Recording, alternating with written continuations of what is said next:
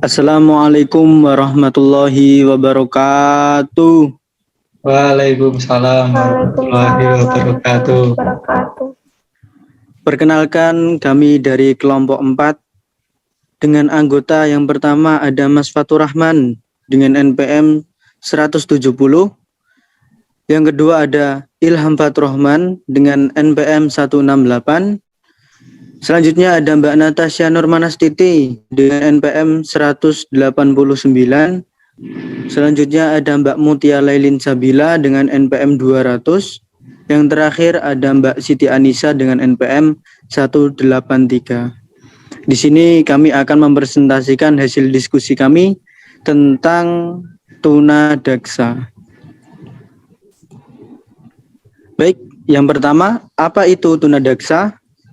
Tunadaksa merupakan sebutan halus bagi orang-orang yang memiliki kelainan fisik, khususnya anggota badan seperti kaki, tangan, atau bentuk tubuh.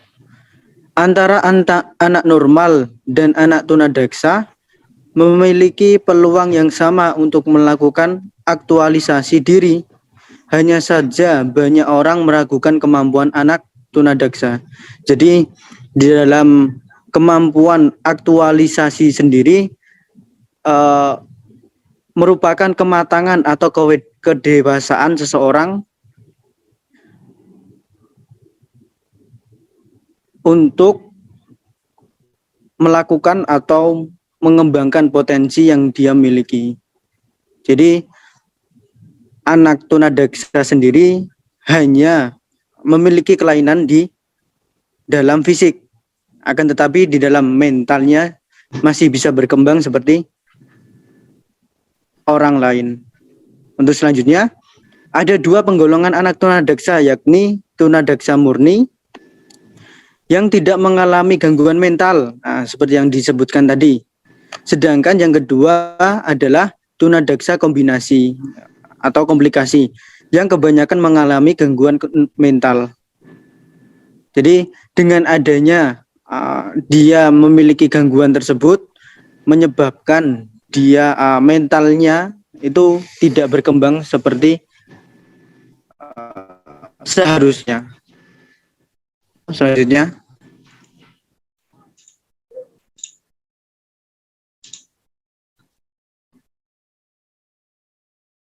sambil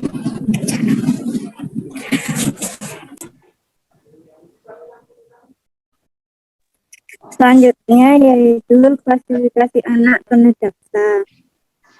Menurut Franz J. Kuning yang diikuti oleh Sujatihati Sumantri menyebutkan klasifikasi untuk anak tunadaksa antara lain club foot atau kaki seperti tongkat, club hand, tangan seperti tongkat, polydactylis atau jari yang lebih dari 5 pada masing-masing tangan atau kaki, dan cacat fisik lainnya. Klasifikasi anak tunadaksa dapat dikelompokkan menjadi yang pertama tunadaksa ortopedi dan yang kedua anak tunadaksa saraf. Next, Mas.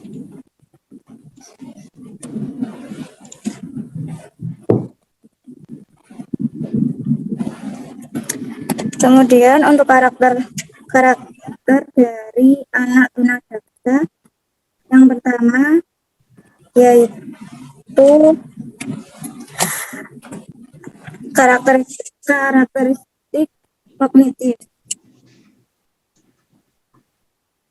Yang kedua karakter inteligensi. Yang ketiga karakteristik kepribadian. Yang keempat karakteristik fisik.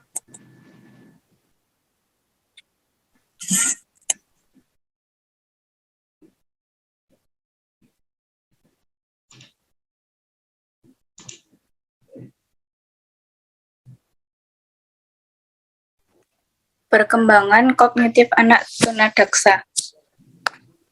Kehidupan individu itu tidak bisa terlepas dari lingkungannya, termasuk pula anak berkelainan.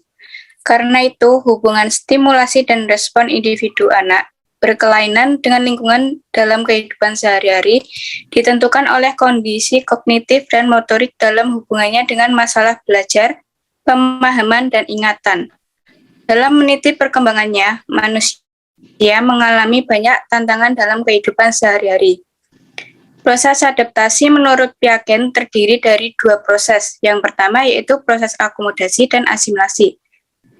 Proses ini dapat berlangsung sebagai mestinya, maka diperlukan yang pertama, suatu lingkungan yang memberikan dukungan dan juga memberikan dorongan. Yang kedua, individu yang memiliki anggota tubuh lengkap dalam arti fisik dan biologis.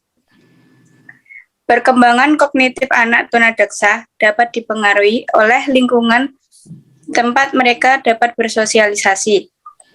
Keadaan tunadaksa menyebabkan gangguan dan hambatan dalam keterampilan motorik seseorang. Makin besar hambatan yang dialami anak, maka makin besar hambatannya terhadap kognitifnya. Secara umum, dapat dikatakan bahwa sampai usia tertentu tunadaksa akan mempengaruhi laju perkembangan seseorang. Next.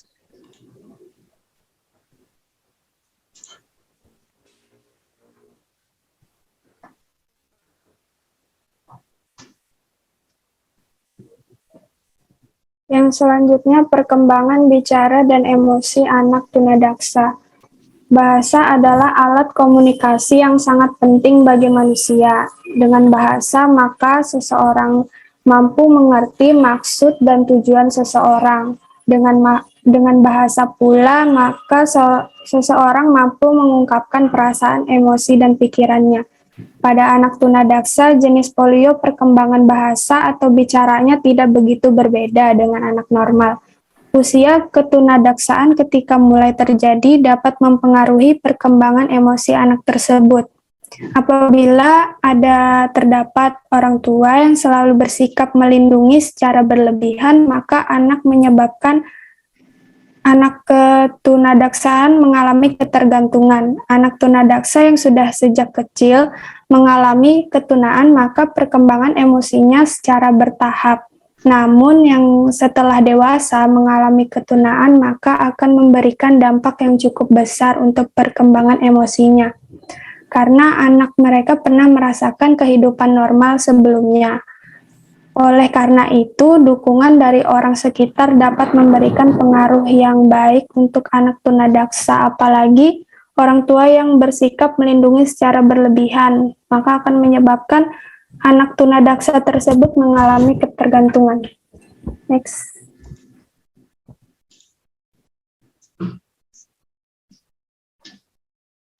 Bentuk-bentuk rehabilitasi anak tunadaksa. Yang pertama, orang tua perlu menyadari dan menerima sepenuhnya keadaan anak. Mencari info yang sebanyak-banyaknya tentang hal yang terkait dengan penanganan terhadap penyandang tunadaksa. Di sini ada contohnya penanganan mental anak tunadaksa. Yang pertama ada melatih anak untuk percaya diri. Yang kedua, menciptakan hubungan baik di antara anak dan orang tua sehingga anak merasa nyaman untuk berdiskusi, untuk menumpahkan keluh kesahnya. Yang ketiga ada menyalurkan emosi buruk anak pada hal-hal tertentu. Seperti contohnya ada bisa dengan melukis atau menggambar. Yang keempat ada orang tua mendengarkan pendapat anak. Nah, di sini agar anak merasa dihargai. Dan selanjutnya ada memberikan ruang gerak dan sekolah yang sesuai bagi anak agar mereka mampu mengembangkan potensi yang dimiliki. Di sini sekolah berperan penting ya agar anak bisa mengembangkan potensi yang dimilikinya. Yang selanjutnya ada stimulasi kemampuan anak dalam bidang yang dikuasai dan digemari. Penyandang tunadaksa sebaiknya dilakukan terapi di pusat rehabilitasi penyandang tunadaksa. Oke, next.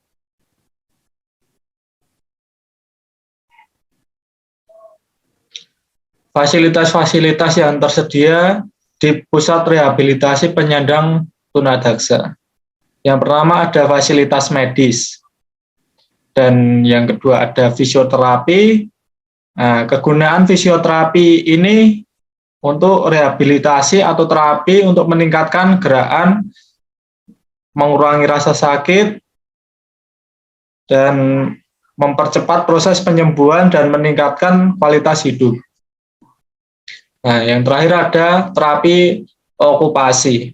Nah, terapi okupasi ini dapat membantu mengatasi masalah yang mempengaruhi kebutuhan emosional, sosial, dan fisik. Baik, itu tadi presentasi dari kelompok kami tentang tunadaksa. Kurang lebihnya kami mohon maaf. Wassalamualaikum warahmatullahi wabarakatuh.